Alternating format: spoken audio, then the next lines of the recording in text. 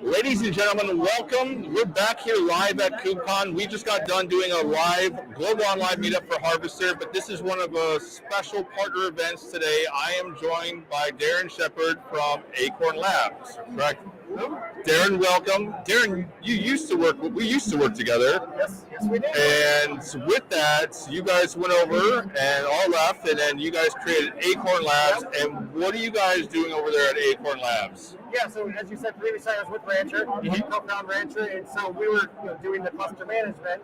So now with Acorn, we've moved up the layer. So now we're kind of leaving the cluster management behind, and assuming Kubernetes is there, we're focused completely on application.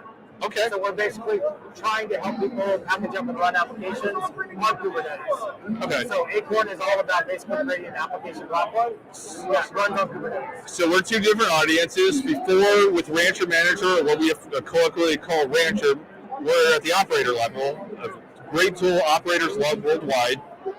Acorn is a tool, though, that is focused on developer productivity to easily build applications for the cloud. Is that? Yeah, so it's a tool that basically developers will like. They can use it as a development tool to develop applications on their laptop. Okay. But then it allows them to package up the application and then deploy it onto Kubernetes in a way that operators will like. Awesome. So it's got two sides to it. There's kind of the admin operator experience, which is very heavily Kubernetes focused. And then there's the developer experience, which is kind of a custom experience. We have something called the Acorn file, which that describes your application. It's kind of similar to like a Docker Compose file. So you can describe your application with that and then build your app using that. And that's a completely abstracted experience from Kubernetes. You don't need to know Kubernetes.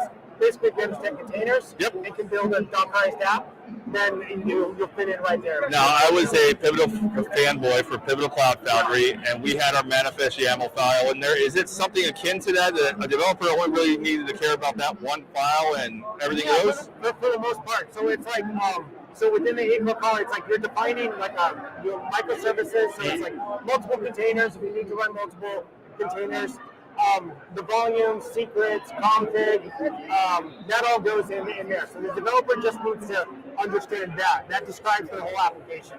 Okay. And then additionally, if they want to get access to other services and things, those are things you can kind of link into the application at runtime. Very similar to like the kind of Cloud Foundry and those things. So, as a developer, like I know I'm not an engineer, but learning Cloud Foundry was so much harder the hard way, but then you got to that CF push experience, and developers fell in love with that ease of just pushing it and go. Yeah. So it seems like you guys are going that route, trying to rebuild that kind of momentum, getting developers to love the cloud again. Yeah, so it's kind of like, at the end of the day, where Acorn will sit will kind of be within the PaaS solution space. So it's definitely kind of there, but it's kind of reimagined for the current Kubernetes cloud native ecosystem. So, for example, with Acorn, we don't really focus on language runtime at all. It's like our abstraction is still the container.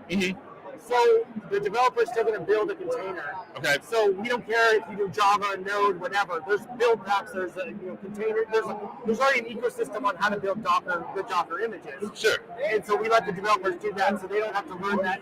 So then they can basically just describe the application with the Acorn file. But one of the key things that we're doing different with Acorn is you build it into a binary asset. So it's very similar to a Docker image, but this is like an application image.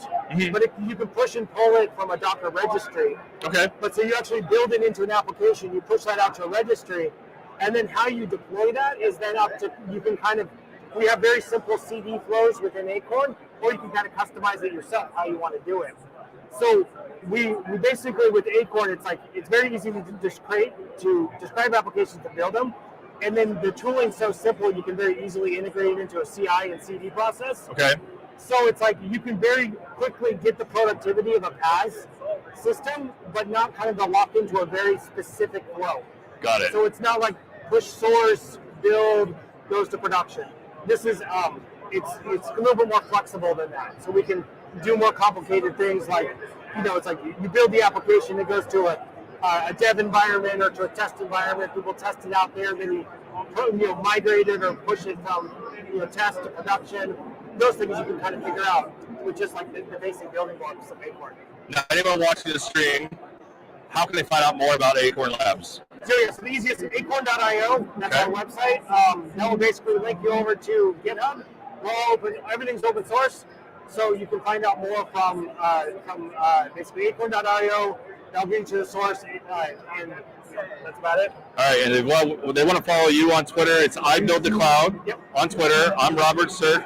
Darren, thank you very much. We appreciate it. Enjoy the rest of KubeCon. All right, thank you.